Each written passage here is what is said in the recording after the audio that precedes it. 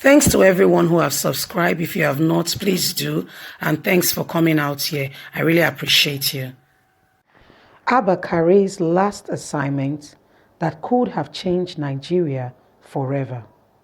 If the late Abba Kyari was a footballer and one wanted to give him a role on the pitch, it would have been more appreciated to tag him a winger due to his multiple dimensional skills, education, and experience.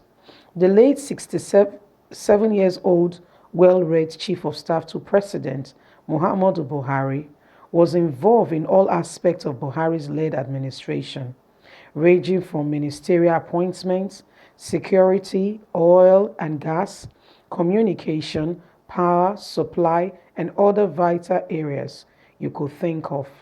He was so influential that many regard him as a prominent member of a secret cabal of President Muhammadu Buhari's administration, which untold how much superpower he had. A section of the Nigerian media space also tagged him the FACO president of Nigeria, meaning the voice of Buhari. Buhari was his puppet. Whatever he says stands. Abba Kyari, who lost his life on Friday, the 17th of April, due to health complications caused by COVID-19, despite his enormous influence and power, was a man of a very few words. He spoke less to the media. This is why, till date, there are many questions about his integrity with little or no answer to them. His last assignment. Abba Kyari reportedly contracted coronavirus when he traveled to Germany to meet with a multinational technological firm, Samsung. AG rumor have it that his disease had fallen ill shortly after his return to Nigeria. Also stopped at Egypt, which had record of coronavirus cases as at then. Abba Kyari wasn't joking around the world to see fancy places, eating foreign trips, exotic meal, lay with foreign women, pocket government money, take pictures in international hotel and other jamborees associated with tourism. He was finding a pace for the electricity supply, so they said, challenges which is plaguing Nigeria for decades, thereby preventing human and material resources from being exploited gainfully to their full potential. It would have been recorded that President Muhammadu Buhari had met with the German Chancellor Angela Merkel on August 31st, 2018, to discuss some economic and infrastructural challenges in Nigeria. This meeting later bettered another with the CEO of Samsung named Joe Casey, with the power project a focal point of the discussion. Buhari's version was clear and well split out. Buhari wanted incrementation of the development in the power sector as at July 2019. His initiative target was 7,000 megawatts of stability in electricity. Target was 7,000 megawatts of stable electricity supply by 2021 from the belly of 4,000 MW that was available to distribution then. This was to further increase 11,000 megawatts in 2023 and then to the ambitious 25,000 megawatts in 2025. Abba Kyari was leading negotiations with German power company Samsung, which is planning to take over the power structure in Nigeria on the 10th of March 2020. Karim, alongside the Minister of Power, Mr. Salih Maman, and the Nigerian ambassador to Germany, Mr. Yusuf Taga, met with the representative of Samsung in Europe to iron out the details of a 6-year contract to equivalent and stability in electricity generation in Nigeria transmission and distribution. Signed 2 years, the deal was to cost 1.15 trillion in execution. the net worth of the Nigerian electricity problem. According to the Nigerian government, it presently generates 13,000 megawatts of electricity and it relies on 7,000 megawatts of distribution of companies that can only distribute 3,000 to the consumers. The government substationary powers for the disco by acceptable payment for just 1,000 megawatts from the companies, thereby incurring minimum financial losses. This prompts government officials to threaten to put out disco out of business by handing over the distribution of power to Samsung. This was contained in a memorandum of understanding submitted to the Federal Executive Council on the 20th of February for deliberations and approval.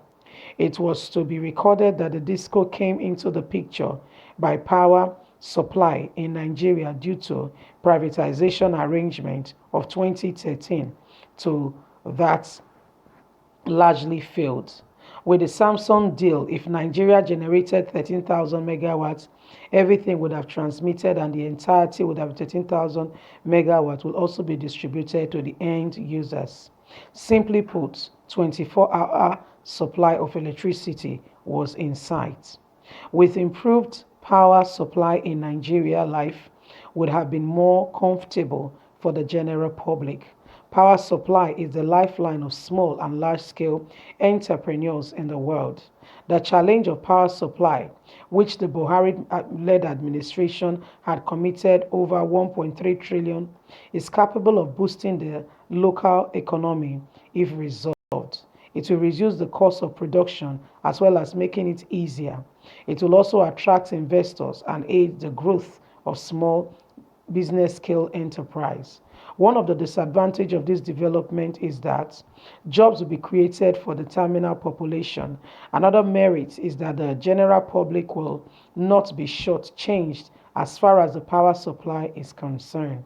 The totals around the establishment billing system may be gone with the advantage technology systemized by Samsung. Additionally, Nigeria has been struggling with to achieve full industrialization and diversifying of the local economy, which is massively related to crude oil. This has prevented Nigeria from achieving economic growth like China, the Asian target, and other growing economy in Europe and the world. One of the impediments of industrialization is power, and the Samsung deal had the potential of giving that to Nigerian industrialization advantage.